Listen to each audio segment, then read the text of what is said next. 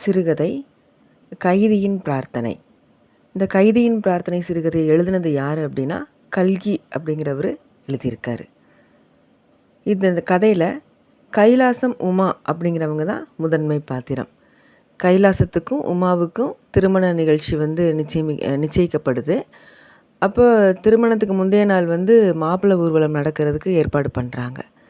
அந்த மாப்பிள்ளை ஊர்வலத்துக்கு முன்னாடி உமாவோட தோழி ஓடி கைலாசத்துக்கிட்ட ஒரு கடிதம் ஒன்று தர்றா. இந்த மாதிரி திருமண பெண் உங்களுக்கு ஒரு கடிதம் கொடுத்து விட்டாங்க அப்படின்னு. புது மாப்பிள்ளையில் கைலாசம். அப்போ அவனுக்கு ஒரே சந்தோஷமாக இருக்குது. என்ன எழுதியிருப்பா உமா அப்படின்னு சொல்லிட்டு.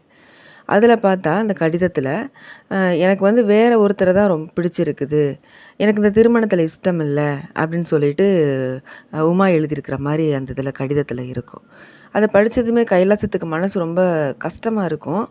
அப்போ என்ன பண்ணுவான் அப்படின்னா, பொண்ணோட அப்பாகிட்ட போயிட்டு நான் பொண்ணுகிட்ட தனியாக பேசணும், அப்புறம் நான் திருமணத்தை பற்றி நான் சொல்கிறேன் அப்படிங்கும்போது அவங்க அப்பாவுக்கு ஒரு மாதிரி இருக்கும். இது இப்போ பேசக்கூடிய விஷயம் இல்லைல்ல, முன்னாடியே பேசியிருக்கணும்ல, சரி இருந்தாலும் பரவாயில்ல, நீ போய் என் பொண்ணுக்கிட்ட பேசுப்பா அப்படின்னு சொல்லி கைலாசத்தை அனுப்பி வைப்பாங்க.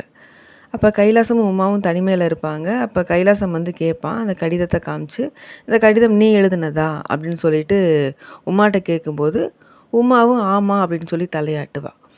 அப்போ கைலாசம் என்ன பண்ணுவான்னா, விறுவிறுன்னு அவங்க அப்பாட்ட எனக்கு இந்த திருமணத்தில் விருப்பம் இல்லை, கல்யாணத்தை நிப்பாட்டிருங்க அப்படின்னு சொல்லுவான். ஆனால் பாருங்கள், இந்த இடத்துல ஒரு இடத்துல கூட உமா தான் இந்த மாதிரி ஒரு கடிதம் தந்தா, உமாவுக்கு தான் திருமணத்தில் இஷ்டம் இல்லைன்னு ஒரு வார்த்தை கூட அவன் சொல்லியிருக்க மாட்டான். எனக்கு இஷ்டம் இல்லை அப்படின்னு தான் அந்த இடத்துல சொல்லிவிட்டு அந்த கல்யாணத்தை நிப்பாட்டிட்டு மனசு ரொம்ப துன்பத்தில் இருக்கும், என்ன பண்ணுறதுன்னு தெரியாது. அப்போ அவன் நேராக எங்கே போவான் அப்படின்னா மும்பைக்கு கிளம்பி போயிடுவான். அங்கே போயிட்டு ஒரு கம்பெனியில் வேலை செய்ய ஆரம்பிப்பான். கைலாசம் அடிப்படையில் ஒரு நல்ல பையன். அப்போ அவனோட நேர்மை இதெல்லாம் பார்த்துட்டு அவன் படிப்படியாக முன்னேற ஆரம்பிப்பான் அந்த மும்பையில். என்னென்னா காங்கிரஸ் கட்சியில் சேருவான். காங்கிரஸ் கட்சியில் சேர்ந்து அங்கே கொஞ்சம் பெரிய ஜெயிலுக்கெலாம் போயிட்டு போவான். கதராடை தான் ரொம்ப பிடிக்கும். அந்த மாதிரிலாம் நல்லா இது பண்ணுவான். அப்போ 10 வருஷத்துக்கு மேலாயிரும். திடீர்னு தன்னோட சொந்த ஊருக்கு போகணும் போல் அவனுக்கு இருக்கும். அந்த பெருமாள் புதூர் அப்படிங்கிறது தான் சொந்த ஊர். அப்போ என்ன பண்ணுவான்னா, அங்கேருந்து புல்லட்லேயே வருவான். எப்பயுமே நம்ம பசங்களுக்கு இந்த பைக் அப்படின்னாலே கொஞ்சம் கிரேஸ் தான். அந்த மாதிரி தான் கைலாசமும் அங்கே இருந்தே புல்லட்டில் வர ஆரம்பிக்கிறான். வந்துட்டான், தமிழ்நாட்டுக்குள்ளே வந்தாச்சுது. அவனோட ஊருக்கு போகிறதுக்கு முன்னாடி ஒரு ஒரு இடத்துல உட்காந்துருவான். மனசுக்கு ரொம்ப கஷ்டமாக இருக்கும். ஏன்னா அவன் போனது அந்த திருமணத்தை நிப்பாட்டிட்டு போனான். அப்போ அந்த நினைவு அவனுக்கு வந்துக்கிட்டே இருக்கும். அப்போ தூரமாக பார்ப்பான், பெருமாள் புதூர் தெரியும். அந்த கிராமத்தில் தானே, ஏன்னா அங்கே தான் உமா இருக்கா. உமாவை அங்கே தான் பார்த்துருக்காங்க. அப்போ தூரமாக தெரியுது. போகலாமா வேணாமான்னு சொல்லிட்டு மனசுக்குள்ளே பயங்கரமாக ஆசை போட்டுக்கிட்டு இருக்கான்.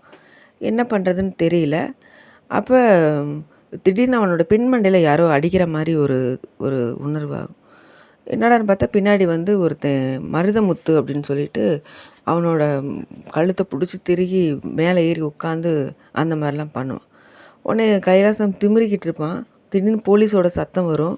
இந்த மருதமுத்து கைலாசோட காலில் விழுந்துருவான். இவ்வளோ நேரம் கழுத்தை பிடிச்சி திருக்கிட்டு இருக்கிறவன் காலில் விழுகிறானே அப்படின்னு சொல்லிட்டு என்ன அப்படின்னு சொல்லிட்டு கைலாசம் கேட்கும்போது, அந்த ஊரில் எனக்கு 3 குழந்தைங்க இருக்காங்க, தீபாவளி விடிஞ்சா இல்லை என் குழந்தைங்களுக்கு இதை கொடுத்துருங்க, இனி போலீஸ் என்னை பிடிச்சிட்டு போயிடுவாங்கன்னு சொல்லிட்டு கையில் இருந்த காசை கொடுத்து அனுப்பிடுவான். காசை வாங்கின கைலாசம் நேராக பெருமாள் புதூர் போவான். அங்கே போனால் அந்த குழந்தைங்க மருதமுத்தோட வீடு எதுன்னு கேட்பாங்க. மருதமுத்தோட வீடை காமிச்சிருவாங்க. அங்கே அந்த 3 குழந்தைங்களும் அங்கே இருக்கும். உள்ளே கூட வேறு யாரோ இருக்கிற மாதிரி பார்த்தா அது உமா. அப்போ உமா கைலாசத்தை பார்த்ததுமே ஒரு இன்ப அதிர்ச்சி, கைலாசத்துக்கு ஒரு மாதிரி என்ன பண்ணுறதுன்னு தெரியாத ஒரு ஃபீலிங். அப்போ குழந்தைங்களுக்கு பார்த்து பட்டாசு உங்கள் அப்பா தந்து விட்டார் எல்லாம் சொல்லி முடிச்சிருவாங்க. அப்போ உமா எங்கள் வீடு வரைக்கும் நீங்கள் வரணும், ஏன்னா கைலாசத்தை பொறுத்த வரைக்கும் உமா வேறு ஒரு திருமணம் முடிச்சிருப்பா, குழந்தைங்க இருக்கும் அப்படின்னு தான் நினச்சிக்கிட்டு இருக்கான் இது வரைக்கும். எதுக்கு வீட்டுக்கு கூப்பிட்றா அப்படின்னு சொல்லிட்டு கைலாசம் வீட்டுக்கு போகும்போது உமாவோட அம்மாவுக்கு அவ்வளோ சந்தோஷமாக இருக்குது கைலாசத்தை பார்த்துட்டு. என் பொண்ணு பண்ண பிரார்த்தனை எதுவும் வீண் போகலை அப்படின்னு சொல்லிட்டு அவங்க அம்மா ஒரு மாதிரி ஆனந்த கண்ணீர் மாதிரி விடுவாங்க.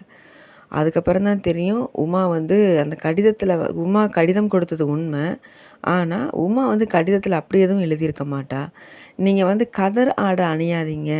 நீங்க கதர் ஆடை அணியும்போது என்னோட தோழிகள்லாம் வந்து கோணிச்சாக்கு மாப்பிள்ளைன்னு சொல்லி உங்கள கிண்டல் பண்றாங்க. அதனால வந்து நீங்க வந்து அந்த ஆடை அணியாதீங்கன்னு தான் எழுதியிருந்தேனே ஒழிஞ்சு, இந்த மாரி எழுதல. இது என்னோட தோழி விளையாட்டுத்தனமா எழுதுனது." அப்படின்னு சொல்லிட்டு அந்த இடத்துல உண்மைய புரிய வைப்பா. அப்ப கைலாசத்துக்கு மனசுக்குள்ள ஒரு சந்தோஷம் வரும். அப்ப உமாவுக்கு தன்னை பிடிச்சிருக்குன்னு சொல்லிட்டு. அந்த தீபாவளி அவங்க 2 பேத்துக்கும் ஒரு இனிமையான தீபாவளியா தந்ததா சிறுகதை ஆசிரியர் வந்து இந்த கதைய முடிச்சிருப்பாங்க.